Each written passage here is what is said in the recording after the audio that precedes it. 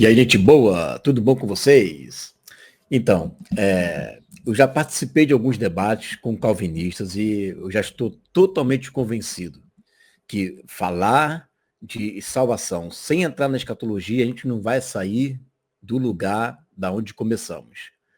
Porque nós entendemos a respeito de eleição, de salvação, tudo porque a gente consegue olhar para depois da vinda de Jesus. Se a gente não conseguisse enxergar o reino, as nações e tudo mais, aí seria, né, até plausível que a gente ficasse travado ali na vida de Jesus. Mas não é esse caso. Nós conseguimos enxergar além, muito além, porque a gente tem um conhecimento do templo de Ezequiel, nós temos a patrística, né, que é um ponto importante da história, que nos mostra que essa fé, uma vez já foi crida também ali na igreja primitiva. Então, o que nós temos? Eu hoje consegui compreender que os calvinistas têm uma pedrinha no sapato deles, que é a escatologia. Quando você começa a galgar, a entrar por caminhos que eles não estão acostumados a entrar, eles ficam chateados, nervosos, tentam sair pela tangente, tentam dar uma saidinha pela direita, mas não vão querer entrar nesse assunto com você.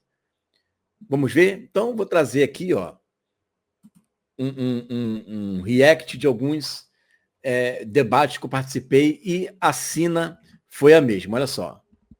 Eu já posso falar? Você já terminou? Que aí eu espero, posso falar? Pode, eu vou ler um falar. texto aqui, querido. Eu vou ler um texto para o irmão. Eu não estou aqui, eu te falei, eu não estou aqui para te convencer. Eu não quero te convencer, eu quero te passar o que eu creio, o que está nos anais da igreja cristã do primeiro século. Eu nem citei os pais da igreja aqui para depois não falar que eu creio na Bíblia. Eu estou citando a Bíblia. Mas o que eu creio é exatamente como os primeiros cristãos criam. E eu não estou nem usando o texto da patrística aqui. Mas eu quero ler para o irmão. Eu vou ler o texto aqui junto com o pessoal aqui. Isso aqui já está bem lá no meio do debate, já tinha 1 hora mais ou menos. E você percebe que ele está bem nervoso, ele está bem alterado. Por quê? Porque eu estou tentando trazer ele para um debate escatológico. Porque nós conseguimos caminhar do lado de cá, nessa dispensação, e conseguimos caminhar também depois da dispensação. Eles não. Eles não conseguem caminhar para lá. Eles ficam travados aqui. Né? E isso incomoda eles, porque eles não conseguem enxergar o além, o depois da vinda de Jesus. Por isso ele está doido para sair dali e eu não estou deixando ele sair, eu estou prendendo ele nesse assunto. Wagner, se me dá permissão, eu quero ler esse texto aqui que mostra o que acontece depois da vinda de Jesus. Né? Vai falar aqui sobre o dia do Senhor, não vou ler o texto todo para ganhar tempo. Vai falar que ele vai juntar todas as nações contra Jerusalém, vai ser tomada, isso aqui é a grande tribulação. Aí o Senhor vem pelejar contra as nações, que pelejou no dia da batalha, isso aqui tem a ver com Armagedon. Aí o Senhor vem, pisa na Monte das Oliveiras, aí ele está trazendo a restauração de Jerusalém, ó. Que de fronte de Jerusalém para o Oriente, Monte das Oliveiras será pedido ao meio, tal. Aí ele vai falar aqui sobre as pessoas fugindo para os montes, né? Vai falar aqui de novo sobre o dia do Senhor, que seria a escuridão espessa, né? Nem dia nem noite será, e tal. Ele está dando característica. Naquele dia também acontecerá que correrão de Jerusalém águas vivas, metade para o mar oriental e metade para o mar ocidental. No estio e no inverno sucederá isso. Ó, inverno, né? No verão, ou seja, isso não tem no céu, isso pode ser coisa da terra. E o Senhor será rei sobre toda a terra. Era uma boa oportunidade para ele falar céu, mas está dizendo terra. Naquele dia, um será o Senhor e um será o seu nome. Toda a terra ao redor se tornará planície. Isso não pode estar falando de céu. Né? Porque tem montanhas no céu que vão se tornar planície. Se tornou planície porque, por causa do dia do Senhor, os montes foram abalados. Desde Gebá até Rimon, está dando o endereço de onde vai ser aplainado, sul de Jerusalém, e será alçada, habitada no seu lugar, desde a porta de Benjamim até ao lugar da primeira porta, até a porta da esquina, e desde a torre de Hananel até os lagares do rei. E habitarão nela e não haverá mais anátema, amaldiçoado, porque Jerusalém habitará segura. Isso não tem a ver com a Nova Jerusalém, que é livre. A Nova Jerusalém, que é livre, já está segura. mas o da terra não está ainda. Aí ele diz assim, ó, e esta será a praga com que o Senhor ferirá todos os povos que guerrearam contra Jerusalém. Isso aqui tem a ver com Armagedon. E a sua carne será consumida, estando eles de pé, eles apodrecerão os olhos nas suas órbitas, e apodrecerá a língua na sua boca.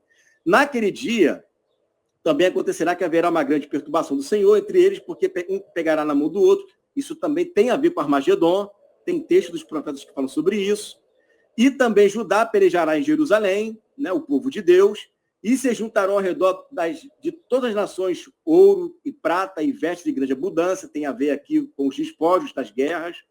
E será a praga dos cavalos, dos mulos, dos camelos e dos jumentos, de todos os animais que estiverem naqueles exércitos, como foi a praga deles. Ou seja, né, até os cavalos que estiverem lá nas guerras, aqueles cavalos que a gente vê lá em Apocalipse, acho que é 19, se não me engano, me esqueci agora onde está o texto, Apocalipse 15, até os freios dos cavalos, não é isso? São esses cavalos aqui. Beleza.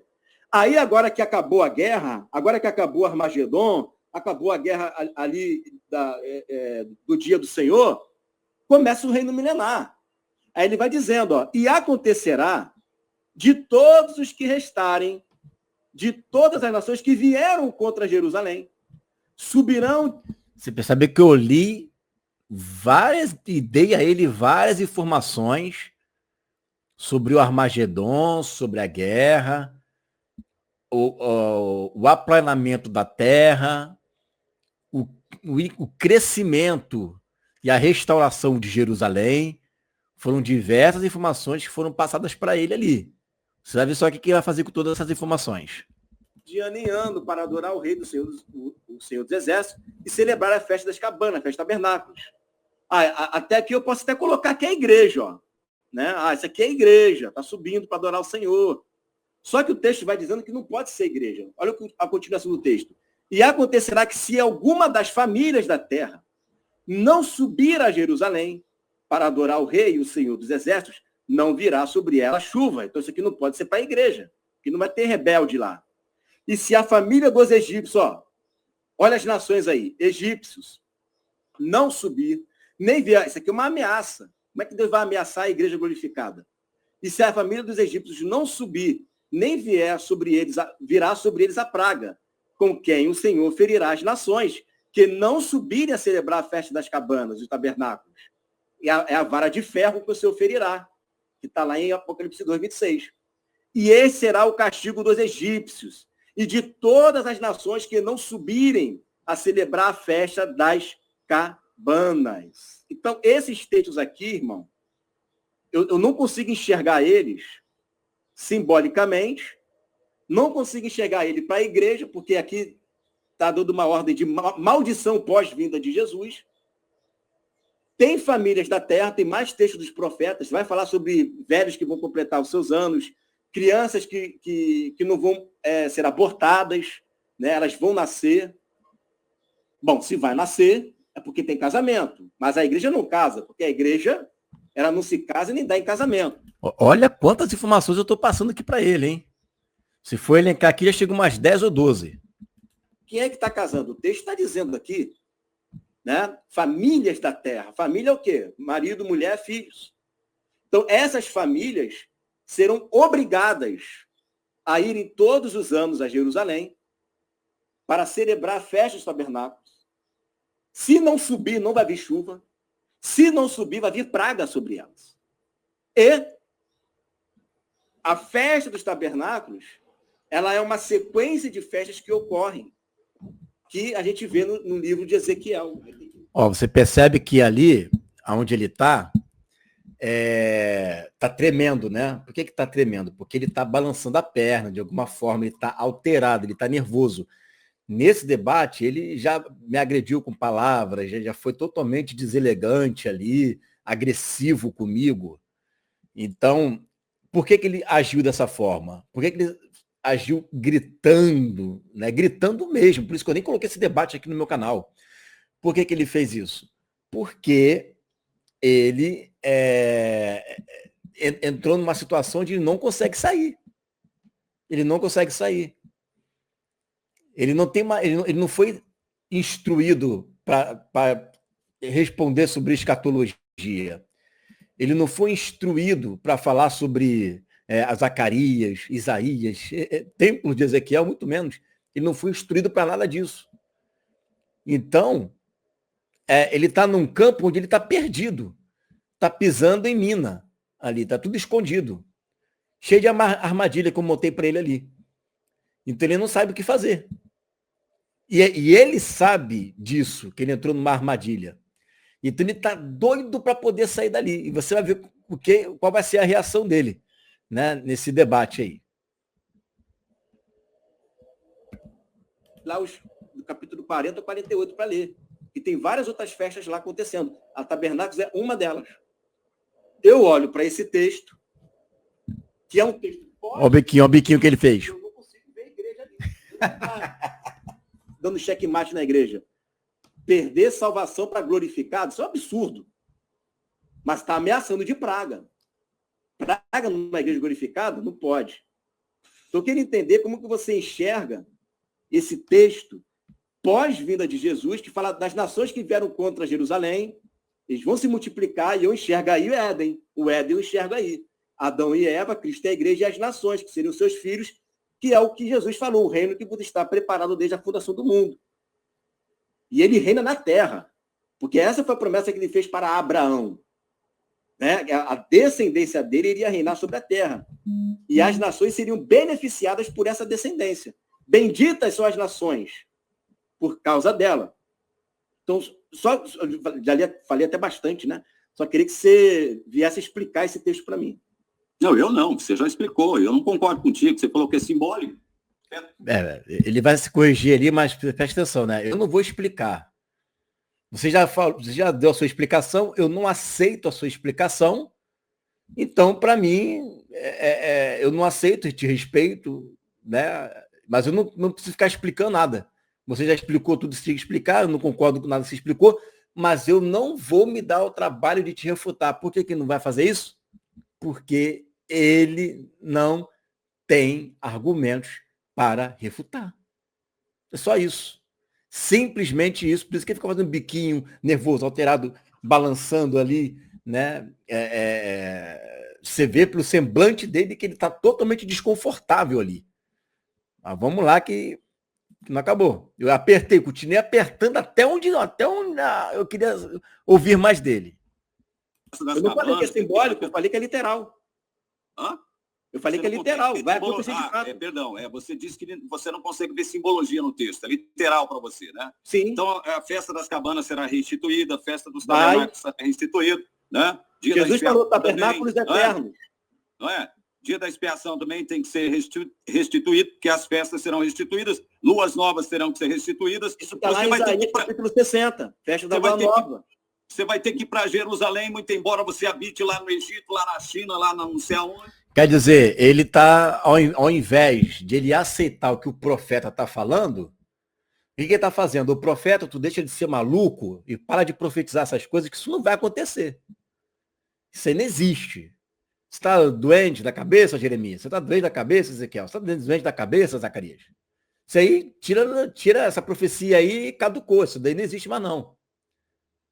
Ao invés de ele aceitar a profecia ou, no mínimo, explicar, porque o que eu queria é que ele, ainda que ele acreditasse numa simbologia, eu dei a oportunidade para ele explicar a simbologia para mim. Eu quero ouvir a simbologia. Mas ele nem a simbologia, ele falou com tanta certeza que é simbólico, mas nem a simbologia ele se deu o trabalho de explicar, de tanta certeza que ele tem. É o que está escrito. São nações. Mas você não tem na profecia. Você vai ter que fazer uma espécie de raj muçulmano, não, ou raj cristão, para poder ir para Jerusalém. Mas isso é uma profecia, amém? Isso é uma profecia. Pós Jesus. Não, Igor, o negócio é o seguinte, irmão. Você sabe que textos do Velho Testamento, como esse que você citou, eles possuem dupla aplicação e são muito condicionados. Eles são condicionados. São condicionados a quê, irmão? São condicionados a uma restauração do povo de Israel em relação ao pacto, a aliança que Deus fez com eles. Tá, então olha só. Então Deus fez um pacto, uma aliança com o povo de Israel. Essa restauração é condicionado Mas o que aconteceu? A profecia vai se cumprir ou não? Porque ela está ali. E são profecias depois da volta de Jesus. E foi aí que ele se arrebentou. Porque aquela profecia ali tem a ver com depois da volta de Jesus e não antes. O Espírito Santo já inspirou os profetas para poderem profetizar de maneira tal, tão cadenciado, tão costurado, pleno, os textos se encaixando tão perfeitamente que não tem como escapar disso, não tem como escapar. Estão tentando escapar, só que não estão conseguindo. Estão tentando dar as maiores desculpas possíveis, mas não estão conseguindo fazer. Esse é um texto pós-vinda de Jesus, toda a tribulação. Meu amigo, então quer dizer que não há simbologia nenhuma aí, tudo é literal. Então simboliza para mim, por favor, simboliza. Ué, você acabou de falar em festa dos tabernáculos. Falei de Praga. Eu não, né? O profeta Zacarias. Né? Como é que é? O profeta Zacarias falou das pragas que vão cair sobre aqueles que vão subirem. O negócio é o seguinte, irmão, eu acho que a gente não vai se entender, porque quando você fala... Então, ele tem que se decidir. Se é condicionado a Israel, é literal. Né? Se é uma profecia condicionada a Israel no Antigo Pacto, é literal. Então não vai se cumprir. Isso é simbólico. Se é simbólico, é para a igreja. Então explica as pragas. Não consigo explicar. Não tem por onde correr. Por isso que eu falo, para eu debater salvação com o calvinista a partir de hoje, vai ter que discutir os textos do Apocalipse. Não tem essa conversa de que não vou discutir, não. Vai discutir. Vai ter que discutir. Porque nós cremos hoje no que cremos, porque nós enxergamos o reino futuro. Eles não enxergam, eles ficam até ali. Só que eu não vou ficar até ali. Eu vou dali para frente. E a gente vai somando os textos, as profecias. Se não for assim, não debato mais. Eu não vou ficar ciscando ali, patinando no mesmo lugar. Não vou. E a gente precisa mostrar para eles que eles não conseguem caminhar dali para frente. Por que eles não conseguem caminhar dali para frente? Porque todos os profetas, quando vão falar da volta de Jesus, eles passam um trator em cima do calvinismo. Essa que é a verdade. Vamos ver aqui, ó. Fala que milênio o milênio é onde Cristo vai reinar aqui na Terra, né? O reino milenar de Deus se dará aqui na Terra. Tá tão no milênio, o anticristo vai reinar aqui na Terra. Ele ficou totalmente descontrolado aqui, que ele ficou sem eira nem beira. Falar de Apocalipse, escatologia com esses caras, eles não querem, eles querem passar longe disso aí, Deus me livre. Já não dá para a gente discutir, já não dá para a gente debater, porque eu não consigo ver isso. Eu não consigo. Pronto, ele não consegue mesmo, tá certo. Né? Essa parte aqui, para mim, não funciona. Para mim, não dá. Né? Entrou em escatologia, para mim, entrou em assuntos dessa situação de profetas, de Apocalipse. É uma área que a gente não domina, Igor. Então, já que a gente não domina, por favor, não entre nessa área aqui conosco. Isso. Respeite seu ponto de vista, respeite o ponto de vista do Wagner, que comunga com você do mesmo ponto de vista, mas eu não consigo ver isso. Eu posso ler um texto aqui de 1 Tessalonicenses, capítulo 4. Irmãos, não queremos que vocês ignorem a verdade a respeito dos que dormem, para que não fiquem tristes como os demais que não têm esperança. Pois se cremos que Jesus morreu e ressuscitou, assim também Deus, mediante Jesus, trará na companhia dele os que dormem. E pela palavra do Senhor, ainda lhes declaramos o seguinte: nós, os vivos, os que ficarmos até a vinda do Senhor, de modo nenhum precederemos os que já morreram.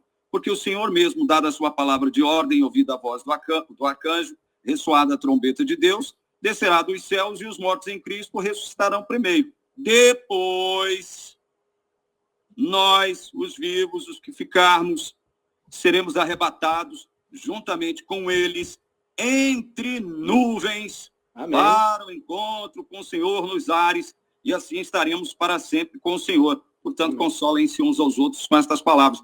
É isso, Igor, que eu consigo enxergar aqui, diferindo do seu ponto de vista, né? Com muito respeito, respeitando o seu ponto de vista, respeitando o ponto de vista do Wagner, mas eu não consigo ver isso. O texto de Paulo, ele é muito mais claro, né? Eu tenho condições de me basear num texto de Paulo muito mais do que Mas no eu texto também. de Zacarias. Olha que absurdo que ele falou aqui agora, né? Zacarias falou um capítulo inteiro do que vai acontecer depois da volta de Jesus, e o cara disse que o texto de Tessalonicenses, capítulo 4, tem muito mais clareza do que vai acontecer depois da volta de Jesus do que o de Zacarias.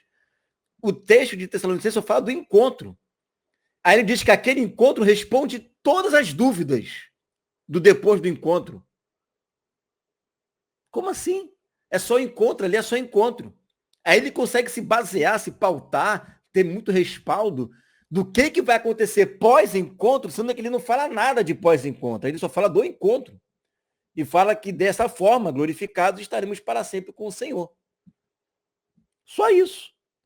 Agora, o de Zacarias fala dos eventos que vão ocorrer pós-encontros. Aí está querendo dizer que os eventos de Zacarias não são menos detalhados ao passo que o de Paulo detalhe nenhum tem? Como é que pode? Você está entendendo? Eu tenho condições de firmar opinião, de firmar o pé num texto de Paulo que fala sobre a volta de Jesus e do que acontecerá depois, né, do que no próprio Zacarias, porque a gente sabe que existe muita simbologia nos textos proféticos. A gente sabe disso. Você está entendendo? Mas você concebe, a sua lente, ela é literal sobre um texto que eu vejo como tendo muitos aspectos simbólicos, tipológicos. Você está entendendo? Então, assim, eu respeito, mais uma vez, respeito seu ponto de vista, não vou discutir com você por conta disso, entendeu? Mas o que eu vejo é isso aqui, o que Paulo está dizendo aqui. Depois que Jesus voltar, né, nós vamos subir para ele. Subir para onde? Para os ares, é o que está no texto, nas camadas mais baixas. Qual ares? Onde é que será esses ares? Entre nuvens, aqui. Não, tá bom. Então nós vamos viver nas nuvens. Não. A resposta para esse texto está em Zacarias 14, que nós acabamos de ler. Esse texto é de Zacarias 14. Tá? E a resposta está em Daniel 12, que vai falar sobre ele vindo para libertar o povo de Israel. E a resposta é Apocalipse 19, que vai falar sobre ele vindo com o seu exército para o Armagedon. Jesus vem para o Armagedon. Não tem Armagedon? Então ele vem para Armagedon. Há um encontro, esse texto está perfeito. Os que são de Cristo ressuscitam primeiro. Então a primeira ressurreição são os que são de Cristo. Ele se encontra com o Senhor nos ares, nós nos encontramos com ele nos ares. Ali é o ajuntamento, que ele fala a reunião solene. Ali é o ajuntamento. Para quê? Para o Armagedon.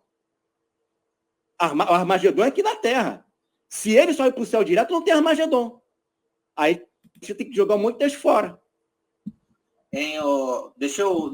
Olha, a partir dali não falou mais nada, né? Ele não quis mais tocar no assunto, porque como é que ele vai tocar nesse assunto agora, sabendo que não tem muito o que falar? Vai falar o que ali agora? Né? O que ele vai falar ali? Não vai falar nada. Né? Não vai falar absolutamente nada. Vai simbolizar o Armagedon? Vai simbolizar a guerra?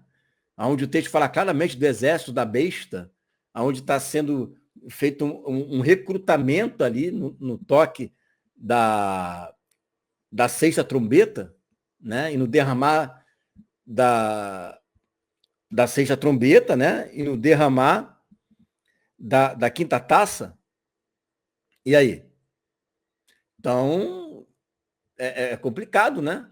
É bem complicado isso daí. Como é que vai fazer? Né? Eles vão ter que reformular isso daí. Vão ter que reformular. Tu vai ficar nervoso quando ele ficou nervoso. E agora? Como é que fica? O Armagedon vai ficar ali, no pé deles ali, ó. Se a igreja sobe e acabou a história, igual ele falou, e vai ficar nas nuvens, ué, me responde você. Você não falou que tá cheio de detalhes aí o texto mais do que Zacarias? O que acontece depois, então? Me mostra o texto. E depois de se encontrar com ele nos ares, estaremos fazendo o quê com o Senhor? Fazendo o quê? Não sei, porque o texto que ele diz que tem mais detalhes não fala mais nada. E nós é que somos cegos, somos carnais, que não temos o dom do Espírito, que não temos olhos iluminados. A gente que não tem nada disso, eles têm tudo. Vamos ver aqui.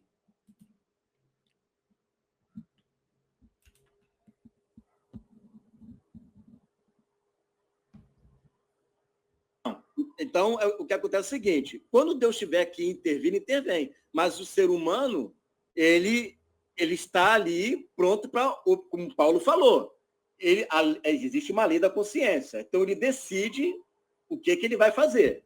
Essa é a graça comum que todo ser humano tem. Aí a gente chega no Apocalipse capítulo 20, diz que vai ser aberto o livro das obras e eles serão julgados ali. Ali não é a igreja que está sendo julgada, porque a igreja já está glorificada. Sim, por isso que eu falei que eu creio... Vai ser julgada. Por isso que eu creio na gradação, tanto da condenação como da salvação. Eu entendo essa gradação. Eu acredito nessa gradação. Não, eu também acredito, mas essa graduação, ela é para todos os filhos de Deus, né, que fazem parte do reino de sacerdote.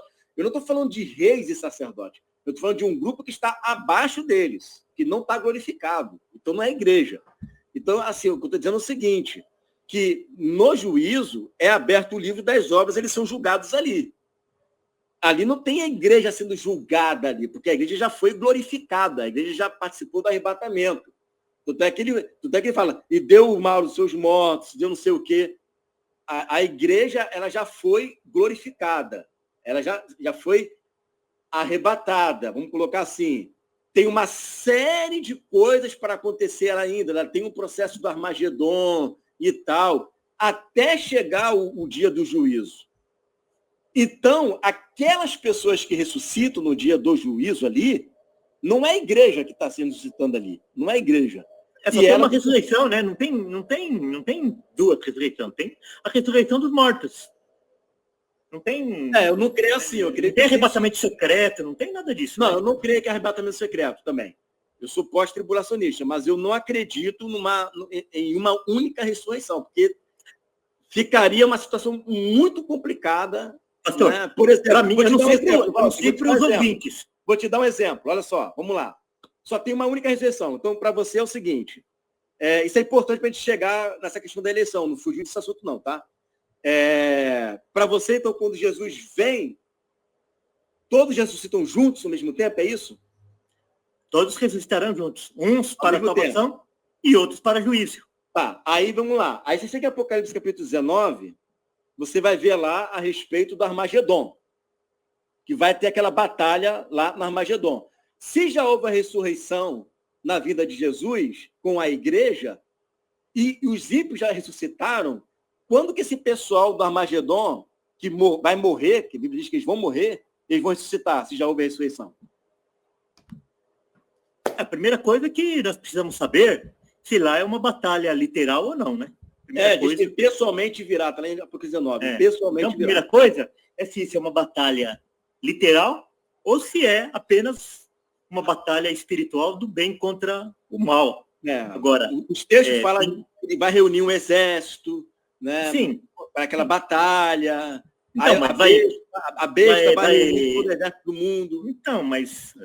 Percebe a tática, né? Sempre quando eles não conseguem ter a resposta, eles tentam desqualificar o texto. Mas vai ser bomba nuclear? Vai ser como com flecha? Como é que vai batalhar? Eles, ao invés de olharem para o texto e acreditar no que está escrito, eles procuram achar alguma coisa ali que desqualificam o profeta. É muito sutil isso. É igual o outro. Então vai ter festa, tabernáculos? O profeta disse que ia ter. Então vai ter festa do Lua Nova? Isaías disse que ia ter. Então não é se vai ter ou não. Vai ter. É como que vai ser. Agora, que vai ter, vai ter. Não é se vai ter Armagedon ou não. Vai ter o Armagedon. Se vai ser com bomba, se vai ser com flecha, se vai ser com cavalo, se vai ser com tanque, nisso, você nem importa. Os elementos estarão lá. Agora, que vai ter, terá. E ponto final. Os detalhes, os pormenores, isso aqui a gente pode pegar alguma coisa aqui e ali e ver, fazer comparações. Agora, dizer que o que o profeta profetizou não vai acontecer, aí já é demais. Né? Ou dizer que é simbólico. Como que é simbólico? Você está tendo reunião de tropas humanas. O texto diz que o espírito do demônio saiu para convencer os homens por meio de sinais e prodígios e maravilhas. Está convencendo para quê? Demônio vai convencer demônio de ir? Então não é espiritual, está falando de tropas humanas mesmo, marcados pela besta. Claro. Claro que é isso. Aí já está até finalizando aqui já também. Né? Vai lançar míssil, vai lançar drone, vai lançar bomba atômica. Mas não vai dar para a igreja, para Jesus, não vai dar em nada. Isso aí, eles podem lançar o que eles quiserem para a igreja, não vai dar em nada. Então. Né? Agora, a questão cronológica é a seguinte, né? E isso é importante para a gente definir essas questões. Porque... Não. Para a gente definir as questões, a gente precisa saber a situação do homem e o que é necessário para ele se salvar. Pronto, só isso. Um homem caído, ele precisa de Jesus. Pronto, é só isso. Se Deus não elegeu, um homem não caído não se salva. Só que você chega nos profetas, não tem só a igreja lá. Quando você lê os profetas, você encontra a igreja lá e você encontra um monte de gente que não é igreja. Um monte de gente. E aí, como é que você resolve esse problema? Nem pré-tribulacionista, nem meso, nem pós-tribulacionistas conseguem resolver esse problema. Ninguém consegue resolver esse problema. Aí vem os adventistas e joga essa galera toda lá para o céu. Nem a Testemunha de Jeová consegue resolver, porque eles acham que 144 mil é um grupo de reis sacerdotes e que todos eles, Testemunha de Jeová, são as nações. Olha só. Então ninguém consegue responder essas questões. E eu li para ele o texto de Irineu de Leão, que mostra que essas pessoas que vão entrar são pessoas que não fazem parte do corpo de Cristo. A resposta para essas perguntas está toda voltada para a eleição. Está tudo voltado para isso. E eu li para ele depois o texto de Jerônimo lá do quarto século também. E tantos outros. Então, a igreja primitiva, elas tinham um conceito claro do que era eleição. A eleição é para ser sacerdote, e mesmo essa pessoa eleita tem o livre-arbítrio, e ela pode negar o seu chamado. Ponto, acabou a discussão ali. E a gente tem, então, a bendita resposta do porquê que essas nações entram no reino milenar. Por que elas, mesmo ouvindo a voz das duas testemunhas, não foram glorificadas? Resolveu o problema. Agora sim, mas mesmo assim eles não vão entrar nesse mérito, porque o Apocalipse, os profetas, eles acabam de vez com essa história do calvinismo. Por isso que ele fala, não define. Claro que define, porque se eu estou vendo um monte de gente ali que não é igreja, não seja essa galera. Se é Deus que faz a pessoa nascer de novo, que eu creio que é isso mesmo, mas na visão deles, né, quem não nasceu de novo está condenado automaticamente. Então, se está condenado automaticamente, o que essa galera está fazendo ali? Surgiu da onde? Do nada? Então, o calvinismo não tem resposta para isso. É por isso que eles acham que isso não é relevante. Estudar Apocalipse para eles não é relevante. Agora, esses outros detalhes, olha, pastor, embora eu seja milenista, eu não acho que a pessoa seja dispensacionalista, se ela ser pós-milenista, pré-milenista, medo-milenista, como é que chama? Mesotribulacionista. Eu não acho que essas coisas são fundamentais. Eu acho que lá no céu vai ter tribulacionista, pós-tribulacionista, amilenista. Essas coisas não são fundamentais. Bom, então, para ele, essas coisas não são fundamentais. Não é? O que é fundamental para ele é só saber sobre a fé e salvação, que é leite, né? Que está lá em Hebreus capítulo 6, que isso é leite. Né? Agora, as coisas que são mais profundas, uma carne a mais, um alimento mais sólido, isso daí não é fundamental. O fundamental é só o leitinho. Não é só leite. Por quê? Porque se partir para um campo mais sólido, não vai conseguir, não aguenta. Né? Não tem dente para isso. E olha que os caras estudam, gente. Eles estudam muito. Os caras conhecem uns que falam grego fluentemente, lê hebraico fluentemente, mas isso não adianta nada. Se o pai não quiser revelar os mistérios do teu reino, não revela. E esse era o ponto X de chave ali na época de Jesus,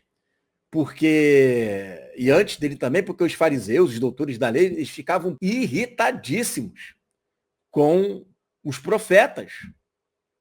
Porque os profetas vinham com a profecia cheia do Espírito Santo e começavam a falar, a profetizar e a corrigir e a endireitar o caminho, e os caras estudados, isso e aquilo, os caras vêm lá do campo, lá, e não tinha tanto conhecimento e vem corrigir os caras.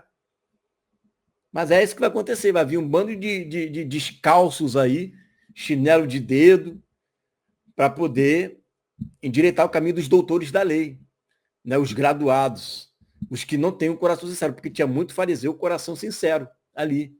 E como Nicodemos, por exemplo, e outros que vieram a crer em Jesus e seguiram Jesus mesmo. Tá? Mas a maioria não era assim, não. Então, gente, é isso daí. Fica aqui, né? Esse meu jeito de entender agora, a partir de agora. Então, a partir de agora, se quer debater comigo, com qualquer calvinista, vamos debater dentro da escatologia. Vamos debater dentro da escatologia. A gente debatendo dentro da escatologia, aí tudo bem vai ser debate. Senão não adianta, vai ficar ciscando ali, eu vou irritar eles, esse aqui não ficou irritado, foi bem tranquilo, o outro não, o outro esbravejou bastante, mas faz parte, né? A gente está aqui para anunciar o reino e eu acho que não tem jeito, né? O caminho que Deus colocou para a gente anunciar o reino realmente é falando acerca das profecias, que é o carro-chefe, né, do reino de Deus. E a gente não tem como desassociar um assunto do outro. Amém? Fica com essa palavra em nome de Jesus.